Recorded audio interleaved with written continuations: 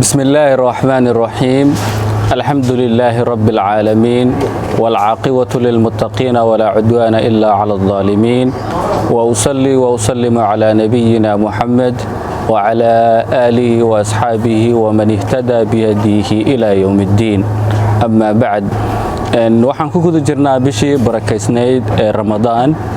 tobankeedii dambe ee ugu qeyrka badnaa tobanka markaasi kamidka ahaayeen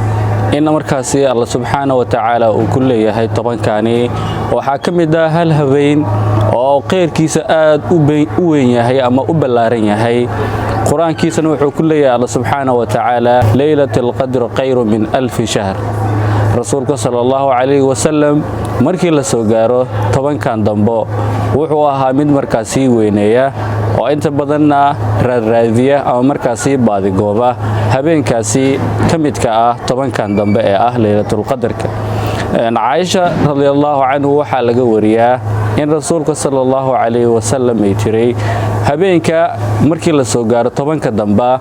waxa uu ahaa mid markaasi ehelkiisa toosiya habeenadan habeenka kamidka ah ama habeenada ugu dambeeya tobanka maalmood ah wuxuu ahaa mid markaasi weynaysiya inta badan ehelkiisa kiciya inta badan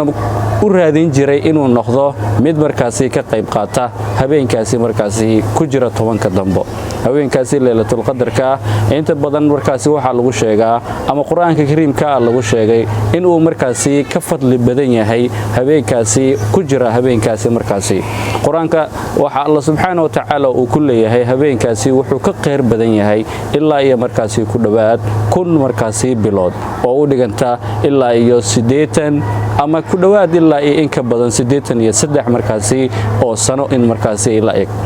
waxa loo baahan yahay mar waliba inaan markaasi habeenkaasi aan ka qayb qaadano oo aan noqono kuwa markaasi guntiinada xirta markaasi cishta oo noqdo kuwa markaasi inta badan ka faa'iideysta habeenkaasi qeyrka badan hadii aad habeenkaasi haleesho oo aad markaasi la kulanto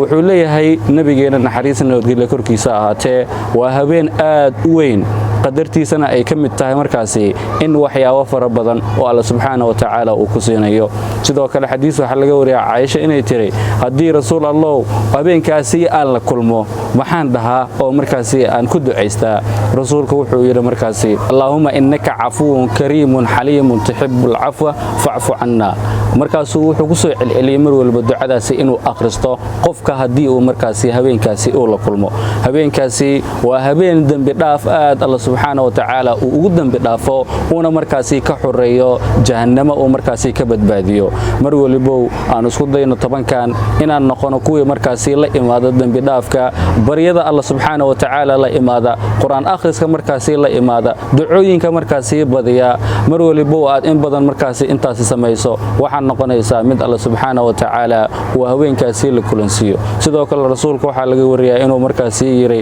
haweenadaasi markaasi laylatul qadriga inta badan waxa laga helaa haweenada markaasi ee kisiga ah inta badan wuxuu raadicin jiray ama markaasi uu raadin jiray waxay kamid ahaayeen haweenada markaasi ee witriga ah in markaasi ay ku jiraan dhamaanteena ummadda markaasi muslimiinta islaamka ah waxaan mar waliba markaasi Allah subhanahu wa ta'ala aan ka baryo weydiisanayna inuu haweenkaasi qeyraysan una la kulansiyo aanu noqono kuwa markaasi Ilaahay uu la kulansiyo dhamaanteen waxaan idin leeyahay aan markaasi Allah subhanahu wa ta'ala baryo weydiisano aan noqono kuwa markaasi dambi dhaaf Allah subhanahu wa ta'ala weydiisto haweenadan ama tobankan dambe waxay yihiin kuwa markaasi ducada qofka markii uu duceysto Allah subhanahu wa ta'ala wax uu baryo inuu Ilaahay markaasi ka aqbalayo aan noqono kuwa markaasi ka faa'iideysta haweenadan waxaan idin leeyahay wassalaamu calaykum wa rahmatullahi ta'ala wa barakatuh Ramadan Mubarak.